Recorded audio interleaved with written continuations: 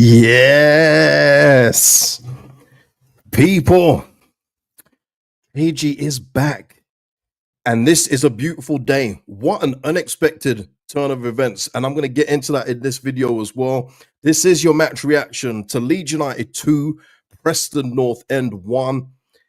Hyru, job done, and thank you, Plymouth, and big up to you for the super chat. Thank you.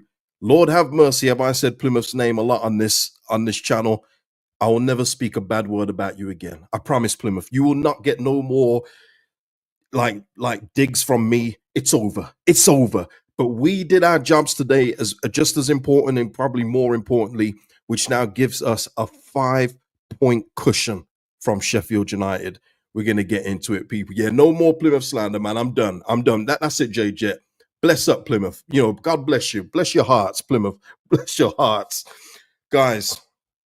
Yeah, that felt stressful. Preston had 3 shots. That's all. Yeah, we should have put this game to bed early and even late. We was far the best team, the most dominant team today. But you know what, man? It's in times like this where it counts, man. We won't be looking back at this game in a year if we go up and go, you know, that game against Preston, man, we should have won it 5-1, man. I'm still disappointed. No one's gonna care. We've got 3 points today, and importantly as well, other teams around us. Oh my God, I can't believe they've dropped points. We're going to get into that, man. Listen, shout out to everyone. Shout out to Parrot House as well for the super thanks on the last video. Thank you so much, Parrot House. Big support of the channel. Love you, love you, love you. And listen, big up to all members and big up for everyone that will, you know, if you do deliver super chats too or helpful. This is a business, as you know it is. But yeah, shout out to everyone that's locked in. By the way, you know what, man? You know. Let me see. I know we're going to get this as well. Peru nearly cost us 3 points. Man of match, Solomon. Well, Solomon is the man of the match. That's very plain. In fact, let me just change him as we speak now to my thumbnail and my cheesy line of Solomon shines in the sun. It's staying as well, people. He absolutely did shine. But Peru, we'll get into it, but I thought he had a good game. It's one of those where if he puts one of those chances away, we're talking about his endeavor, his link-up play as well. And he did actually press a little bit more from the front today, but he was missing a goal. And of course, strikers are judged by goals, which I say, you know, wholeheartedly. So I understand that point, but I thought Peru, all it was missing was a goal. But we'll get into that one. We'll get into it. Martin are saying, I still want Far Cry useless game management. Yeah, that's another conversation for another day, Martin. And my opinion hasn't changed as well because there were still issues with the management today. We still didn't see Ramazani at all. I know he's going to try and put on Verba for the last couple minutes. There is other things that are, you know, we're just going to have to ride out till the end of the season. It's as simple as that. There's just no point talking about it now, especially as we're winning games. So we will cover that in other videos, but let's talk about the match today and just what this result means. And big up to you, Arinda. Shout out to you, man. I know you always have a tough time catching me live, but here you are, man. Salute to you. Beautiful win today. Beautiful. In fact, it was kind of ugly, but beautiful 3 points, much needed. And 2 wins in a row. I said after the Middlesbrough game, if we don't win this game, the Middlesbrough game is kind of pointless. But we've built on that, capitalized, and put Preston to bed today. There was a few good solid performances today. I don't think we need to go into too much detail, but there was one in particular that was disappointing for me in light of it being a home game and just like a home banker at this stage against Preston, who have 0 to play for. They're not going to get relegated. They're not going to get promoted. But you know, it's one of those where you would expect a few more players that are a little bit off form or could do a little bit more just to perform a bit better. Let's have a look. What's people saying? Oh, yeah. See, there's there's a lot of Peru discourse in the chat. I understand, man. I understand. Yusuf here saying Boyle. I mean, he means Bogle. Bogles and Solomon great. Peru did well, but needed a goal. Yeah, okay. Yeah, Richard, bless the Pilgrims. I love Plymouth, man. Let's get a pasty. Let's get a pasty. Is it ginsters? Let's all eat one of those today. Let's go now. Let's go now. Kelvin here. What the F is happening at Sheffield United? No idea. I mean, I did see their starting lineup today, and I thought, he benched Campbell, he benched Bembra and Diaz, and he benched Kiefer Moore for Tom Cannon. And unless there's issues, I don't know. I've got to be honest, I don't know. But I was very surprised not to see one of those 3 starting over Tom Cannon, who, by the way, I said was going to be an absolute waste of money at 10 million. And that's proven to be the case so far. Fergal here saying we should have won by more. We should have won by more. Absolutely, absolutely should have. But listen, we'll take the 3 points and we'll move on to Oxford United next Friday. Carl here saying huge day for us. Bogle was fantastic all game, and Solomon. Yeah, those two were easily standouts. It's not just because Bogle scored. I know that usually happens when people score and then all of a sudden they're man of the match like they do on TV. You don't see him all game, they score a goal, he's man of the match. No, Bogle he was back to his getting forward best today. Firpo going forward was fine. I think that even, and you know what? In fact, let me take that back. Firpo was okay going forward because there was even a time where Solomon actually dug out a chance in the second half, and I was thinking, Firpo, why isn't he like overlapping? He was next to Solomon in the box, and it made no sense. But Solomon made something out of nothing, and that's when Peru hit the bar. It was that one, and then Nanto blazed one over. It was all mad. It was all mad today. Listen, we'll get into more stuff. Let me get into the super chats here. William saying here, Solomon and Bogle delivered. Longest 6 minutes of my life. Cheers, Casey. Big up to you, man. And Cy in the house. Shout out to you, Cy. We'll be champions there. Was there ever any doubt? Hey, listen, my chat boxes and DMs on Insta would tell you there was some doubt.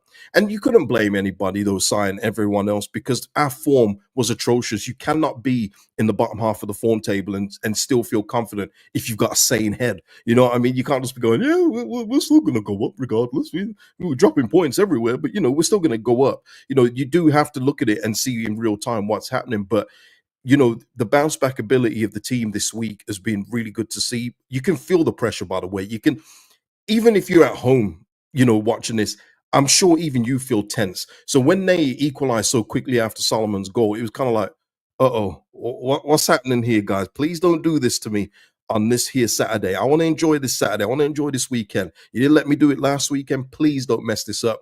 And they didn't do it. So yeah. Leeds here saying Solomon back to his sublime. He was irresistible today.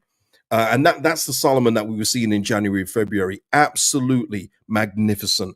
That's what you're paying for. That's what you're paying the 50 grand a week for, to be the difference maker. And that's what he was today. He was doing things out there. He was taking on the role of basically two people. We'll speak about that in a bit.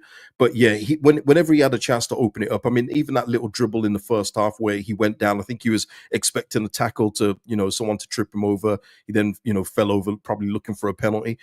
He was just absolutely brilliant at carrying the ball today. Absolutely brilliant. And creating chances as well, and making and opening up a lane for himself. That's the Solomon that I love seeing. That's the best Solomon you're going to get. And he was back to his best form like that. Yeah, Jarvis here just saying as well, Sheffield United and Burnley, yep, still got to play each other too. Yeah. I mean, listen, I don't want to do the Robbie from AFTV thing, but it literally is all in our hands, okay? We could not ask for any more.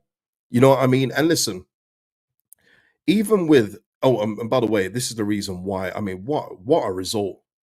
What a result. And Sheffield United took the lead as well just before halftime. And for a team at the bottom of the league, you're thinking, damn, their confidence is going to be down. I mean, even their manager, I was watching their pre-match as well. Their manager was talking, the Plymouth guy was saying, yeah, one game we can be absolutely on it, and then the next game we don't turn up. I was like, damn, imagine what he says in the changing room to these guys. But shout out to Plymouth for that result. And listen, I hope you survive, man. Good luck to you. Good luck to you.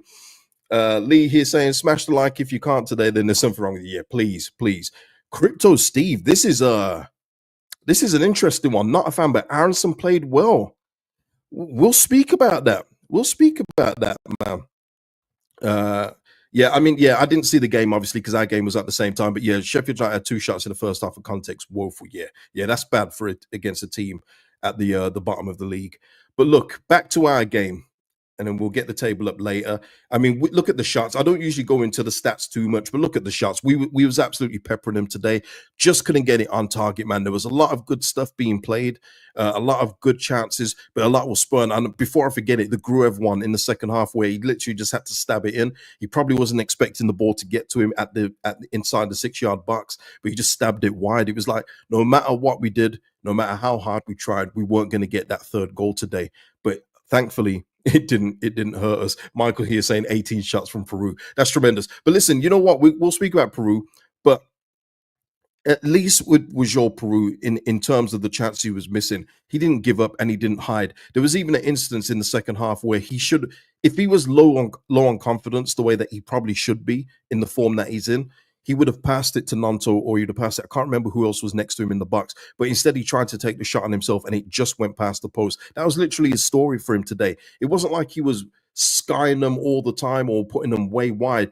There were margins, even the one where he hit the bar or the one where in the first half where the defender blocked it. I thought that was a bad miss. I thought, oh my God, has he just put that wide?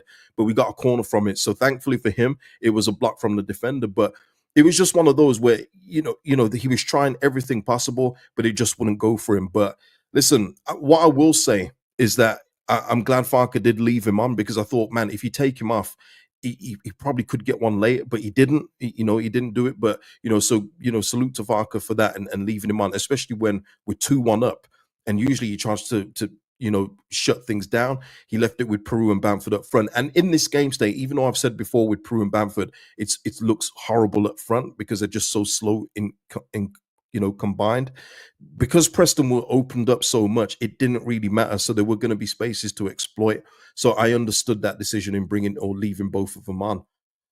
Dave here saying we definitely miss Dan James. Yeah. I agree. We was always going to miss him though, because along with Dan James, it's your Peru with the joint most goal involvements for the team. If you see my preview, you know what I'm saying about that one. But yeah, of course you miss Dan James. In this kind of game, but it's a different game if he starts.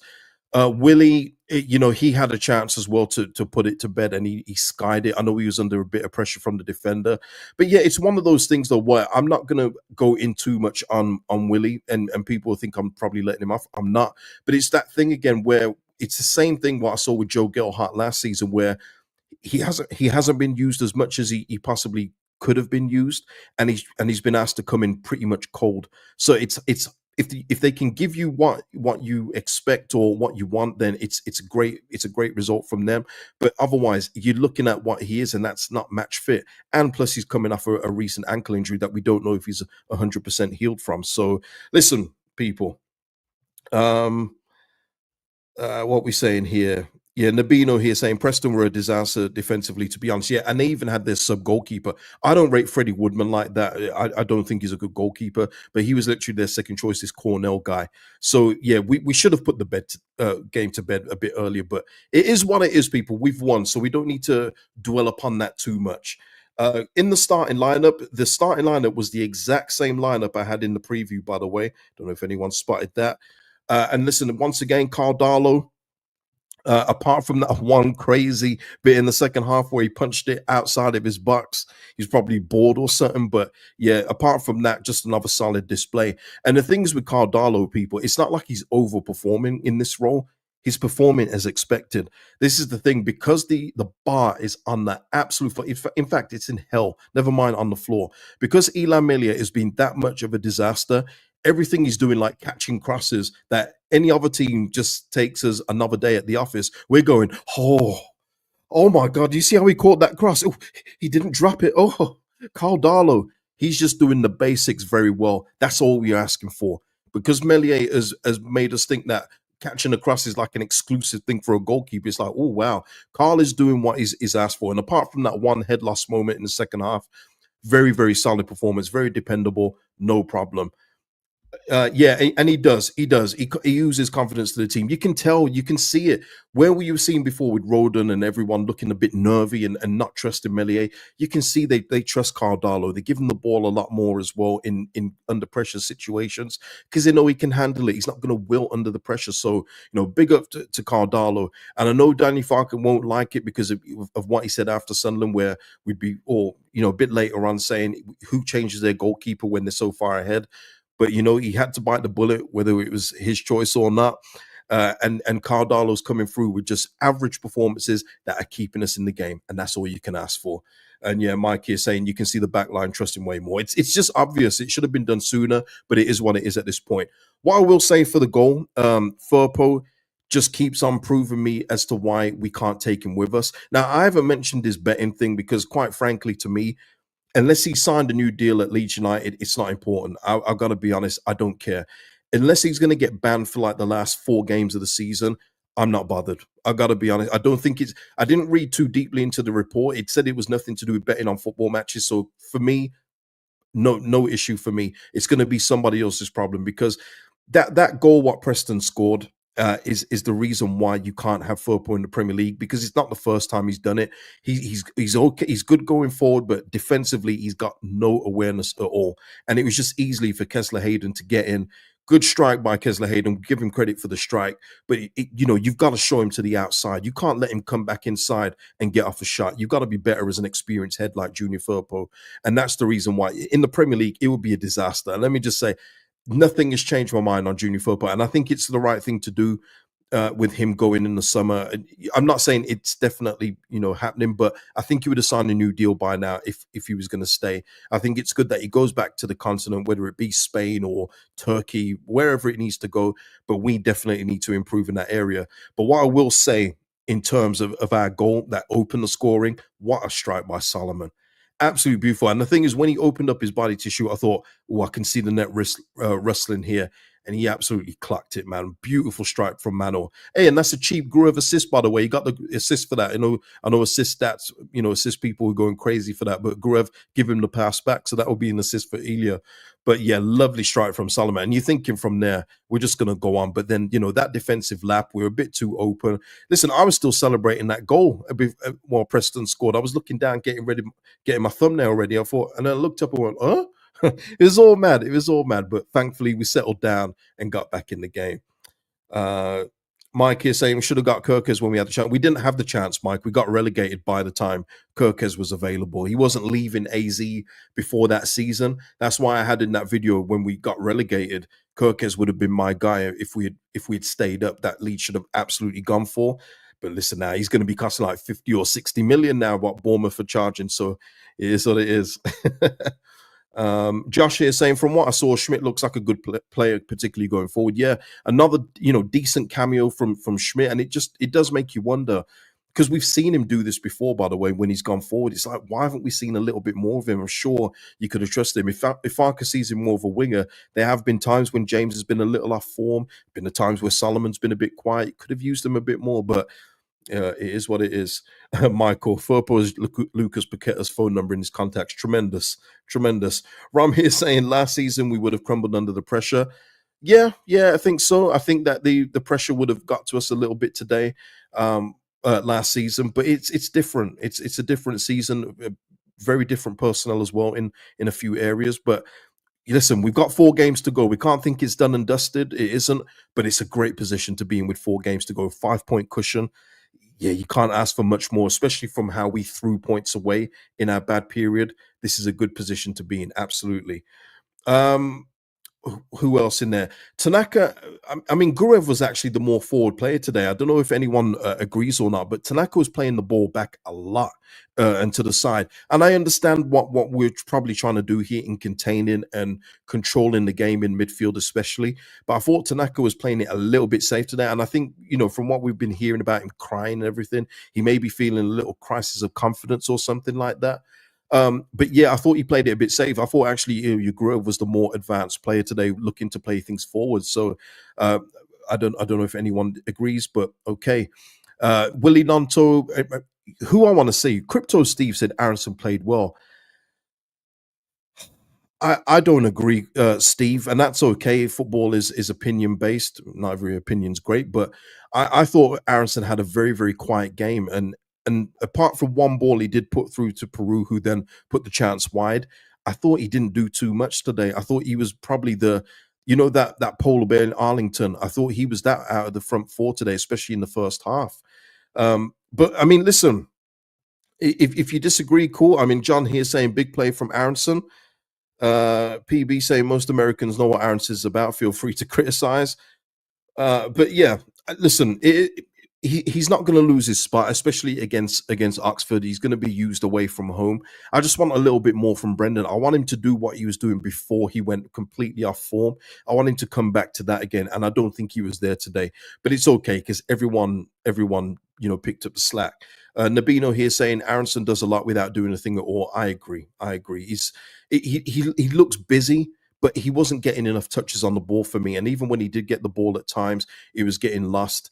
It is what it is with that. That's just my opinion from today. If you disagree, no problem. But the 2 best performers, and it were our goal scorers in terms of Solomon and definitely Jaden Bogle, who, Lovely to see. What nice goal as well. Good link up play from Solomon. Good ball across. That's what Solomon does. Gets that ball into the danger area. Does it numerous times, by the way.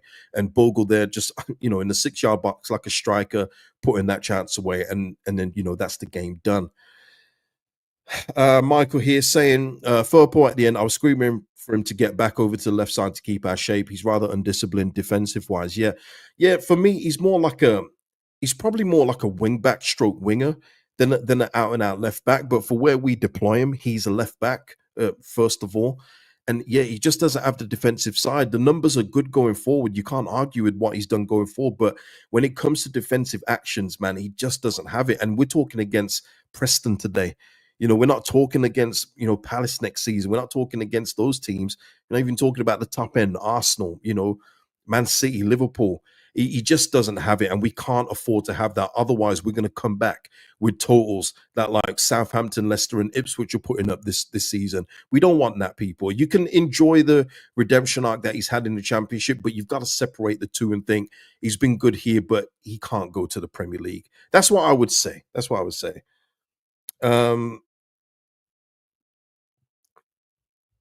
Kelvin here saying for me, a 10 creates. Brendan Harrison doesn't do it. Going forward, we need more. Yeah, I mean, there's different kind of 10s. You can have your goal scoring 10s. You can have your creative 10s. There are different kind of 10s. They're not all the same, but yeah, the stuff he was doing before he went off form, which I thought was really good, and I was giving him his credit where it was due. He hasn't done since. There's little glimpses here and there, but it's not enough for me. But because we're playing in this league, you can kind of get away with it because there'll be, the Solomons, the Bogles, Dan James, everyone else picking up slack. But yeah, he's got to do more. He's got to do more. Okay, so is that true, Lee? Free bar at Billy's Bar, courtesy the Vice Chairman Peter Lau. Was that true? Let me know if you went, man. Let me know. Lloyd though saying in Aronson's defense here, Aronson had some good linking play, helped to create 2 big chances. Per first half though. Okay, all right. Moving on from the Aronson thing. Let's get off that. Let's get off that.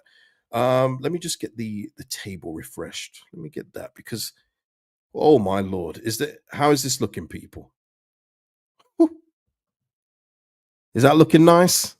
Is that looking nice, people? That looks amazing. Cannot believe, and I say this, cannot believe Sheffield United have lost 3 in a row in this division, and they didn't play us and Burnley in a row. That's insane. And I can only imagine. I'll take a peek because my partner, she supports Sheffield United. I can imagine she's fuming in the next room. I got to know what's happening there because that's unimaginable. If that was Leeds United with 3 losses in a row, I'd be losing my head. Cannot lie. That's the difference, though, between the two clubs. The pressure that's on this football club to go on is massive. We'll see what Sheffield United is saying. But listen, 5 points clear. We're top of the table on goal difference, along with Burnley. Sheffield United down in third on 83. Someone was asking about how many players we need going up. I mean, that's a conversation for a whole new video and for later on when we're confirmed.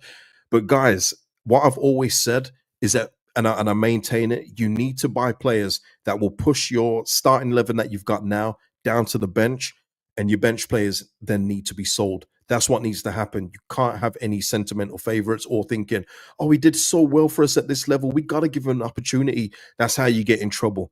You've got to be ruthless at all levels, at everything. You've got to be ruthless. So for me, if you're asking how many players, it's a lot.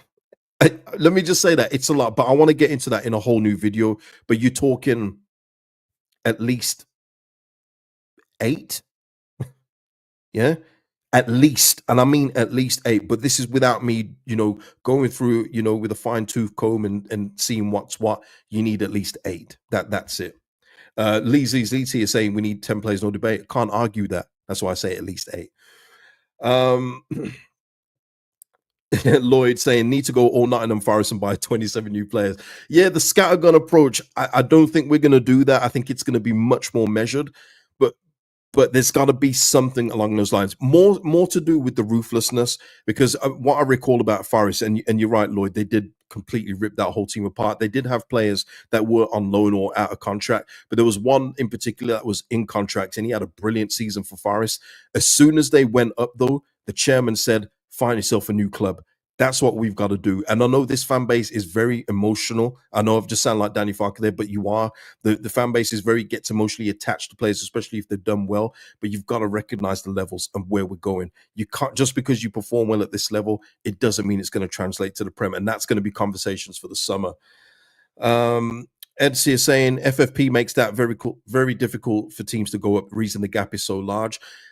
There is that, Ed, and FFP needs to be absolutely overhauled and everything. By the way, we're part of the reason why FFP exists, because we almost went out of business for overspending in that period, in the Champions League days. We're actually a big reason why that probably even came about. But you're right, Ed, there's a lot of things that need to be changed about that. But what I will say is that the clubs that went up last season did spend some money, but they spent it poorly. When I said to you that Southampton were building like a good prospect team. That's what they were doing. They didn't buy any Premier League quality or players that can play in the Premier League. I'm not talking Prem proven. I don't like that, people.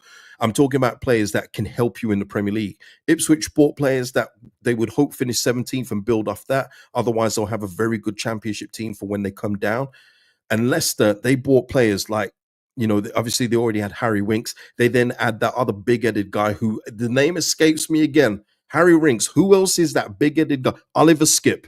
They add him to the mix. They also add Jordan Ayew. When you're adding these kind of players, you're just setting yourself up for failure. But Leeds United with the money that we generate, you talk about FFP, we generate more in shirt sales than a lot of clubs. We generate a lot in sponsorship, so we should have a little bit more wiggle room when it comes to that.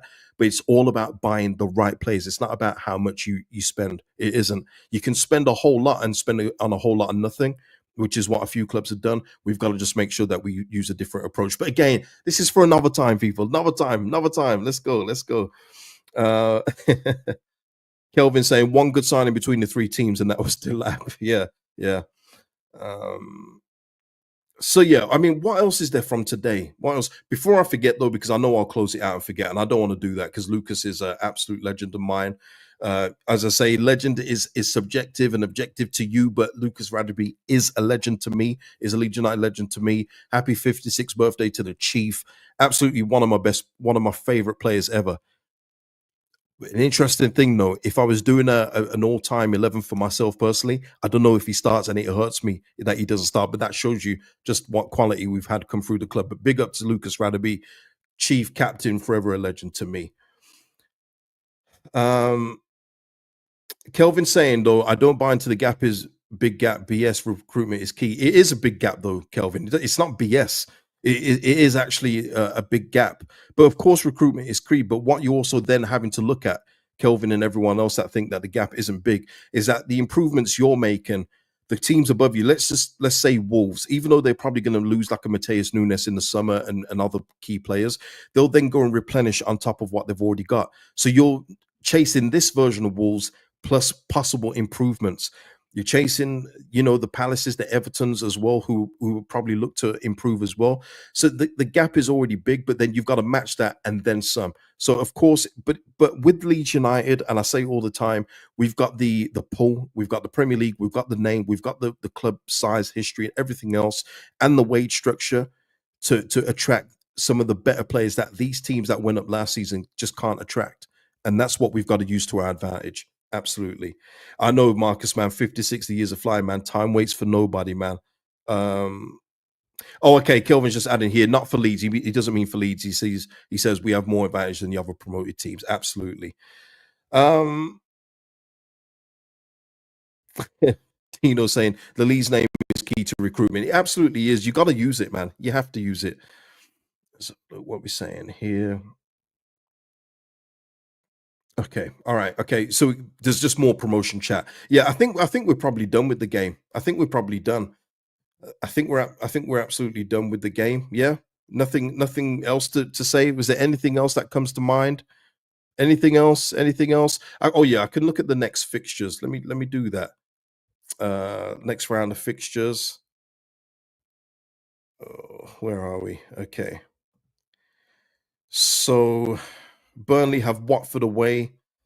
In the form Sheffield United. I mean, they've got Cardiff City at home, and I mean, we've got Oxford. Where is that? Where is that game? Where is it?